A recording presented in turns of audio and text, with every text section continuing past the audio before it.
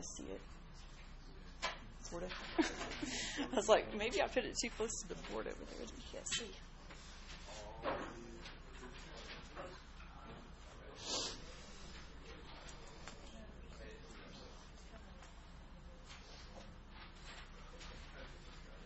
Once you've recorded at least, 7 or 8 of them, should be enough to get an idea.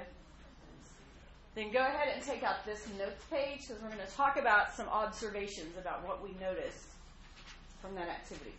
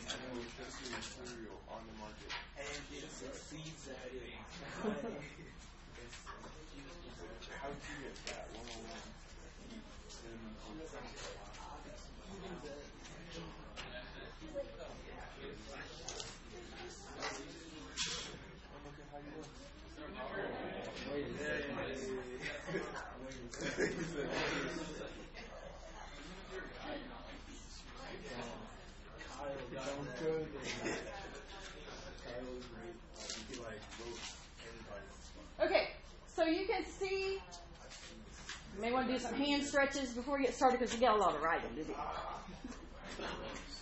We got to make up for that snow day yesterday. I'm just kidding. We're just doing this. This is our only notes, and you have a problem set, so that's it. So it's not that bad. I hope. Okay, so what you created is what we call a confidence interval. Okay? It's telling you some information. So if we're going to create one, we'd like to know how do we interpret it. What does this mean? Okay? So the way you'll write this out is you'll say we are blank percent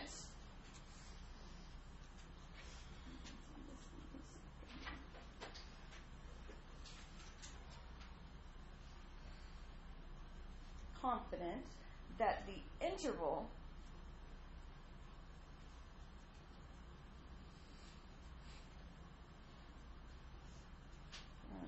one value to another value. So those are the two numbers you calculated on question 5. Captures the true, and then whatever is our parameter in context.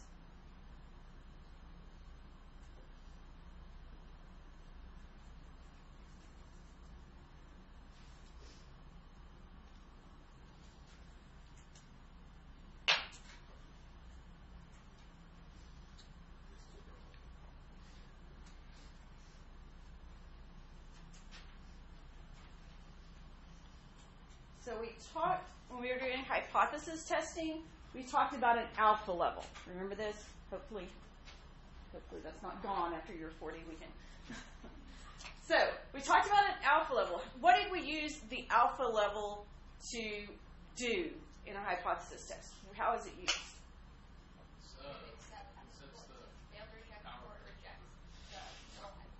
Yeah, we use it to make our decision. Are we going to reject or not reject? What do we make a comparison to? The p-value.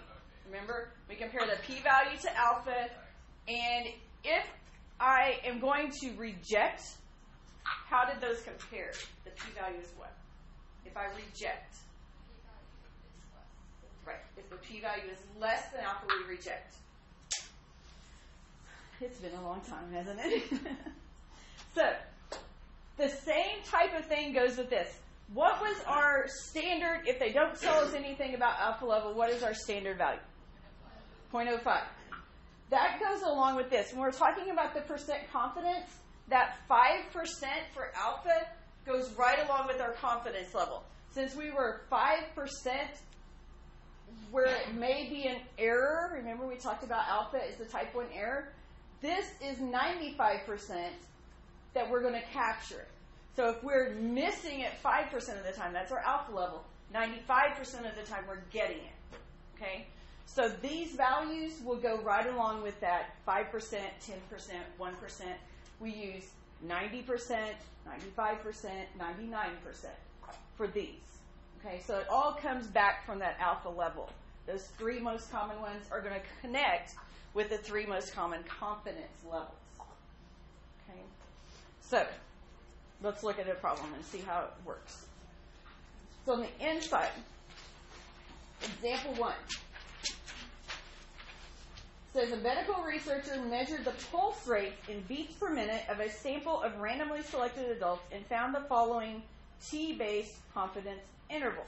So we have 95% confidence, so that's that first blank, the percent confident. And here are the two levels that were created. So this would be the endpoints of those lines that go out. Okay?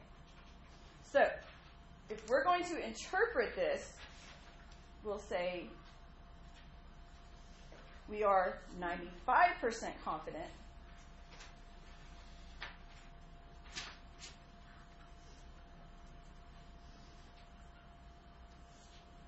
that the interval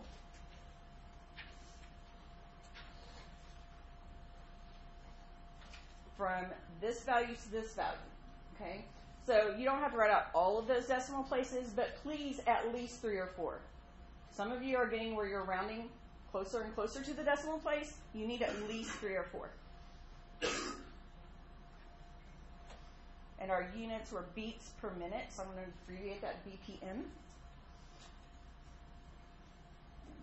74.4170 BPM. So those are our two values that it's between. And this captures the true pulse rate of adults.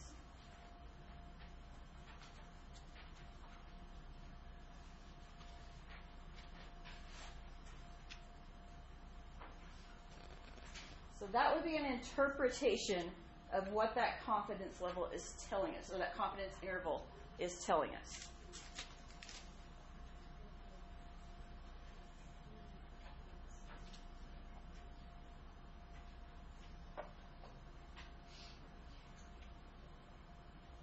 So on yours, whenever you were doing the Hershey Kisses, when you get your P hat and you get that confidence interval, saying it's between here and here, you're saying 95% of the time it's going to be between here. 95% of the confidence intervals will capture that value. We're 95% confident that the true proportion of times it will land on its base is between your two values.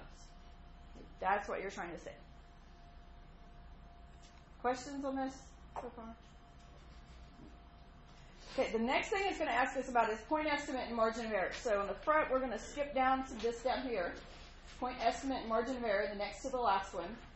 So make sure you're on that. Don't go back up to the second one. So for point estimate and margin of error.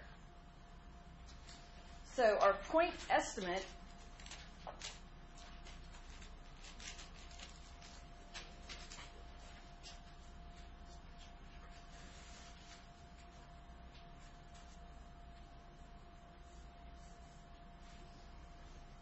point estimate is just the average of the endpoints.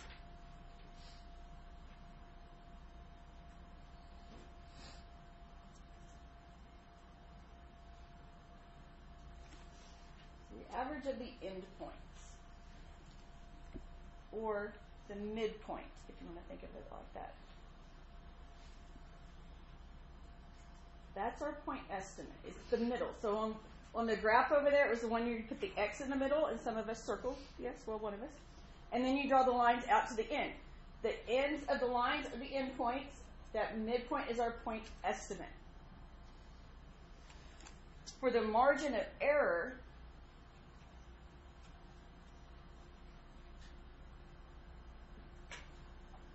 we usually abbreviate this MOE because who wants to write out 3 words? We need to write 3 letters. This is the distance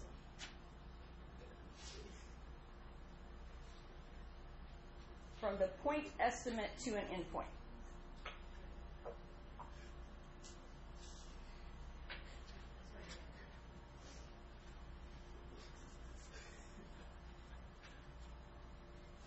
And since our point estimate is exactly in the middle, it doesn't matter which endpoint. It should be the same for both.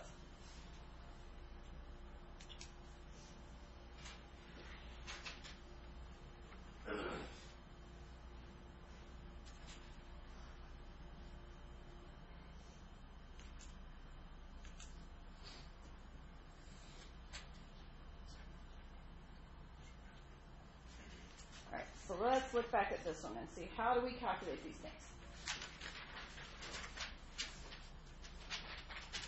So here we're wanting to first find the point estimate.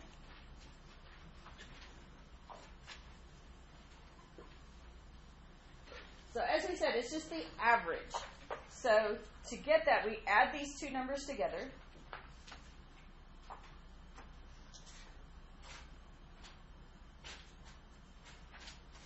And then divide by 2, since we have 2 numbers we're finding the average for.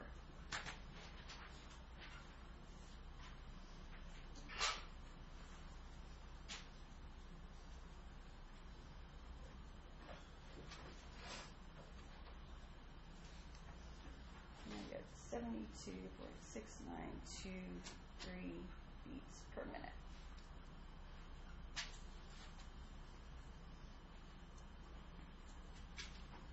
Point estimate, just the point right in the middle of our confidence interval. So we're saying this is what we're estimating, but we're allowing it to be anywhere between here. Next, margin of error. So this, we can just find the difference between this number and either of these endpoints. Doesn't matter. We just subtract and get the difference. So I'm just going to do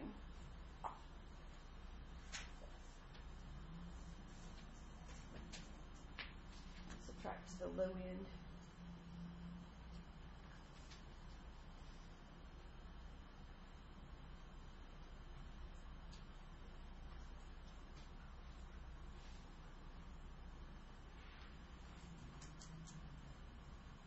So that is my margin of error.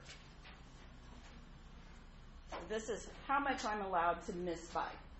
So this is what I think it is. This is the amount of leeway, or how far away from this point estimate can I get and still be within my confidence interval.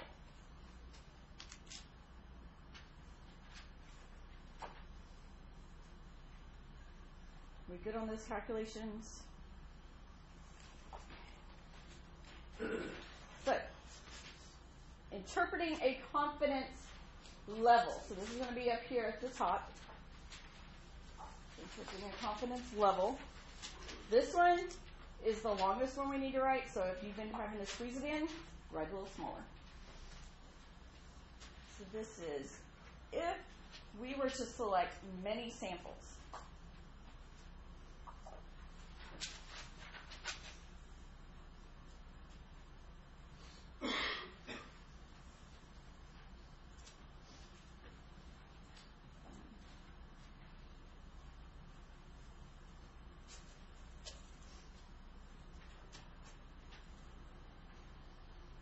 A population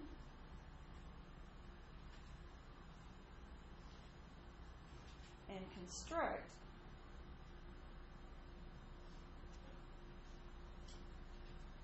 a whatever percent confidence interval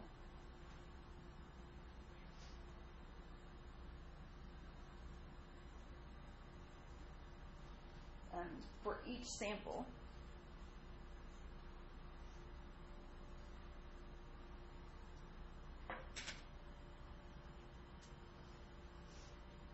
then about whatever percent we're using for our confidence interval, that percent of the intervals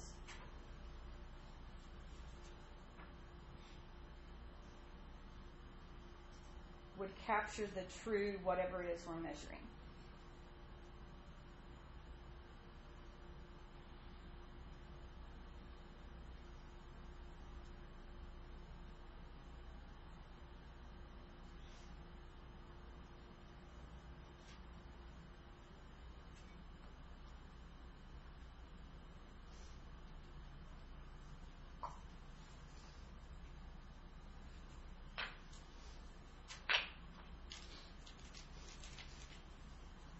That one was a lot, sorry.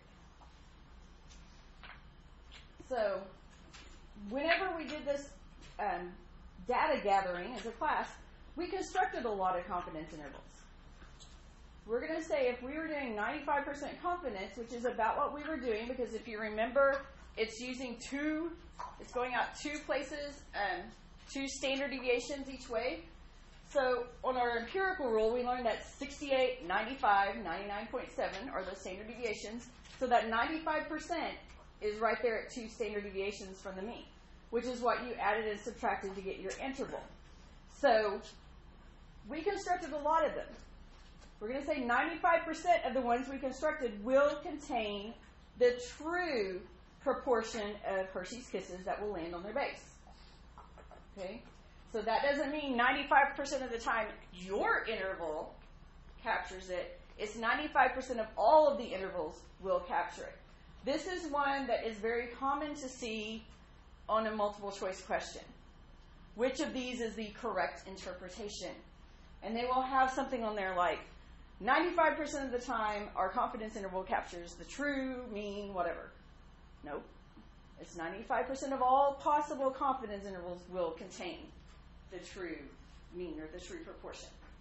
So the wording, you have to be very careful. Okay? Don't try to start changing it up too much because you may end up with something that does not mean the same thing.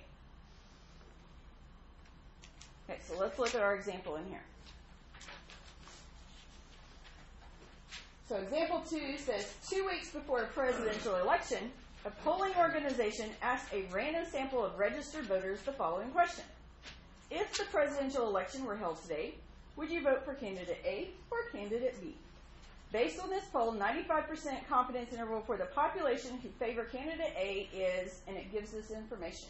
So when we talk about a confidence interval, this is the way it's typically written. This is just interval notation that you have used in every other math class. Everything since Algebra 2, you've probably used interval notation. That's what this is. It's interval notation where we do not include the endpoints. That's what we're doing. Okay? So that's why you want to make sure the smaller number is on the left, bigger number is on the right, so that it is incorrect interval notation. Our confidence interval is interval notation. So if we're interpreting this, we're going to say if many samples were collected, if many random samples, we'll put it that way.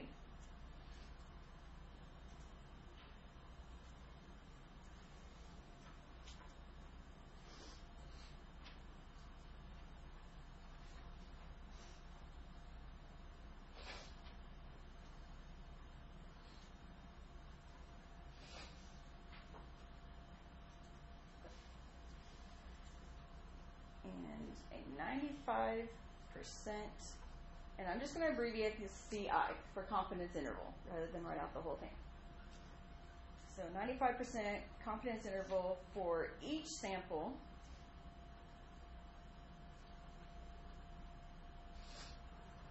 is calculated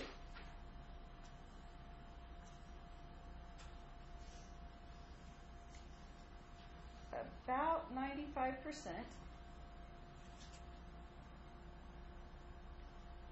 of the intervals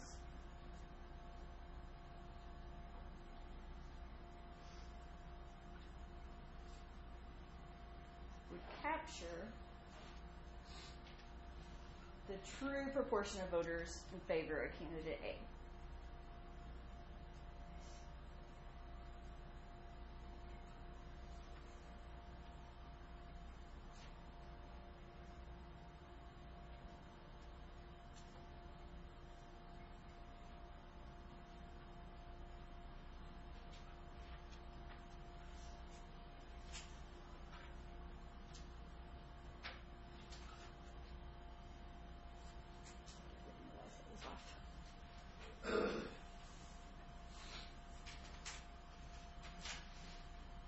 Please do not try to skimp on these answers.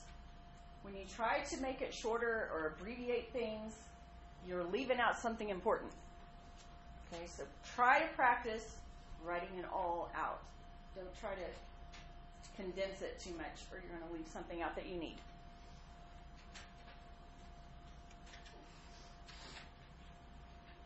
Still doing okay? All right. Back to the front page. So now we're going to look at using a confidence interval to make a decision. So here, if the confidence interval contains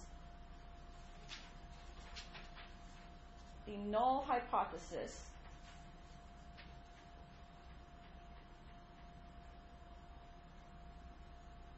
if the confidence interval contains the null hypothesis value, then we do not reject HO.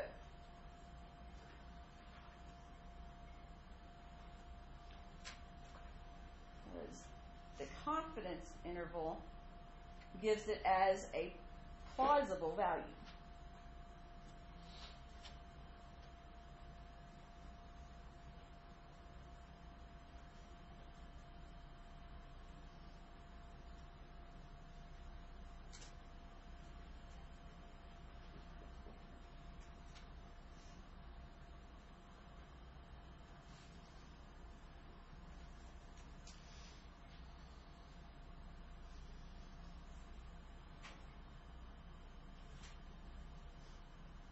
We're saying anything that is contained in that confidence interval, anything between those two boundary values, is plausible.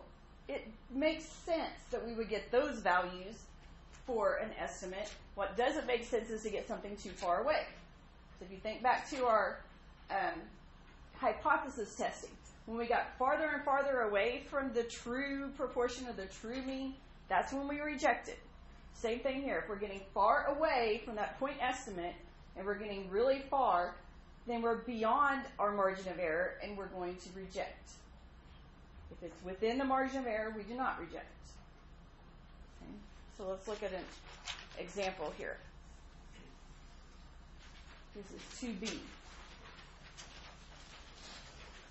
So it says, based on this poll, a political reporter claims the majority of registered voters favor candidate A. So he's saying a majority. What does it take to be a majority? Yeah, a little more than 50%. Anything more than 50%, you're a majority. Okay? So we're going to say more than 50%. So we want to know, does this confidence interval right here support that claim? Why? We are saying it's anywhere in between these. So it could be this low, it could be this high, but it's somewhere between it. 50% is somewhere between there, but so is 49% or 48.6%. So it could be that you have less than 50%, but it could be you have more than 50%. What we have here is not enough to say there is a majority, because it could be there's less. We're saying this is still a plausible value. So the way we would write this up, we'll say since the interval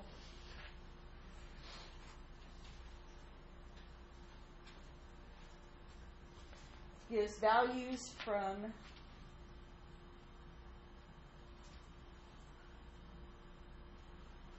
0.48 to 0.54 as plausible values.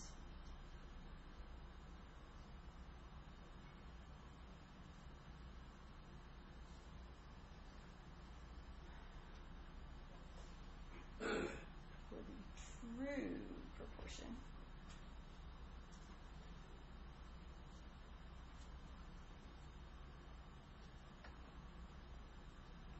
Favor candidate A.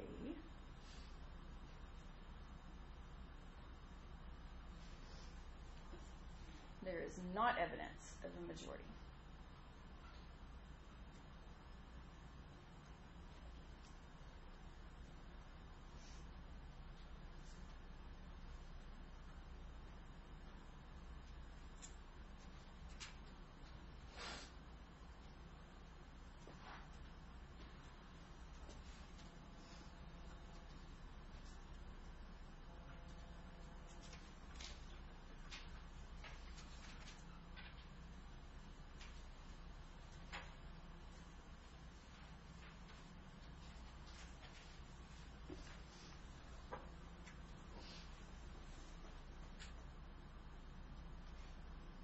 Okay.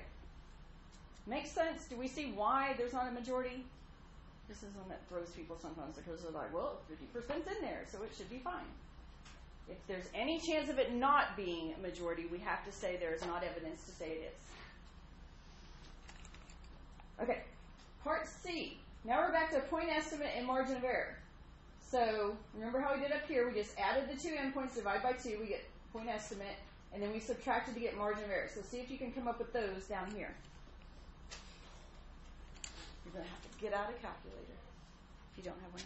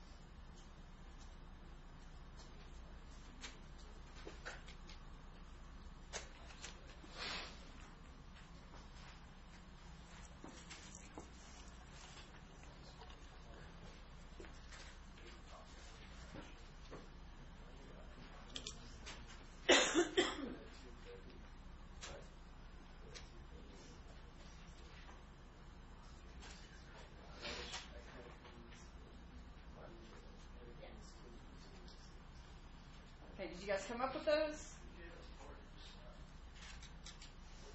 High level math. It's the most mathy stuff we've had to do in a while. Okay. Questions on those?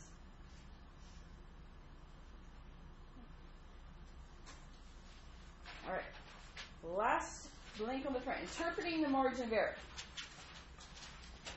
So our interpretation here is we expect our estimate of whatever we're trying to say. So it's the parameter of interest. So if we're dealing with means is mu. If we're dealing with proportions is p. So I'm just going to put p or mu. So it's whichever one you're dealing with, whether means or proportions. To differ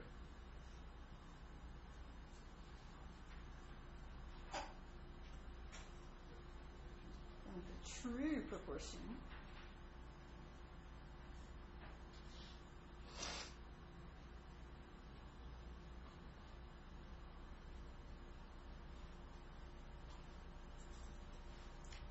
is that where you need? There you go. Thank you. By at most the margin of error value.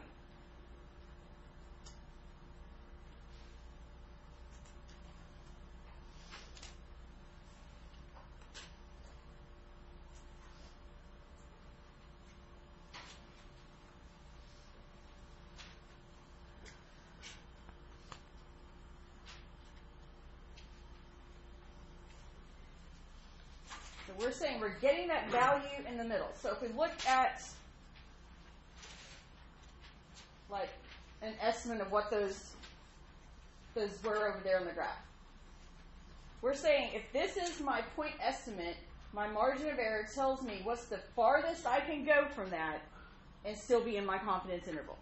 That distance here is your margin of error. Okay, so our point estimate's in the middle is how far we move each way. Okay? So, let's interpret this one. So explain what our margin of error means here. So this is, we expect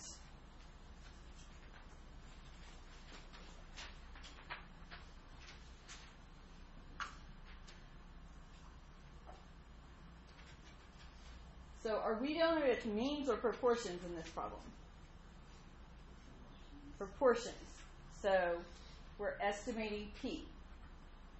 So our estimate of P to differ from the true. And make sure you're always putting context in each of these.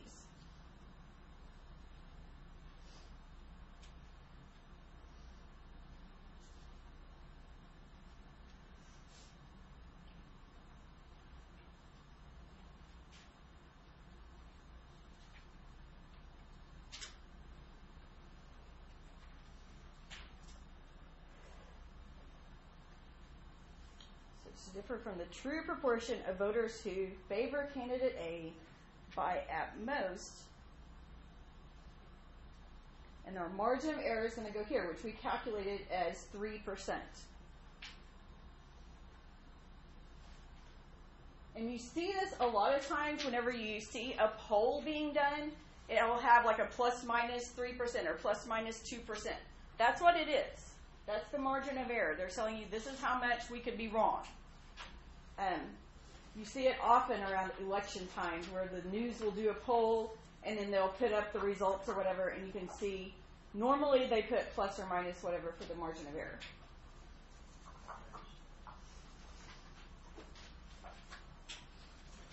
Okay. Questions? Okay, this last page, this is an online activity, so hopefully you have your Chromebook and it's charged and ready to go. This, if you go to today's date on the calendar on Canvas, I put the link there, so if you just want to click the link instead of typing it, you can go to that, and then work your way through this activity. And as you're doing that, I'll come around and hand out your problem set, because I forgot to get it into your folder. So, Chromebook activity, and then problem set. If you need to look on with somebody, if you don't have your Chromebook, or it's not charged, or working, or whatever, feel free to work together.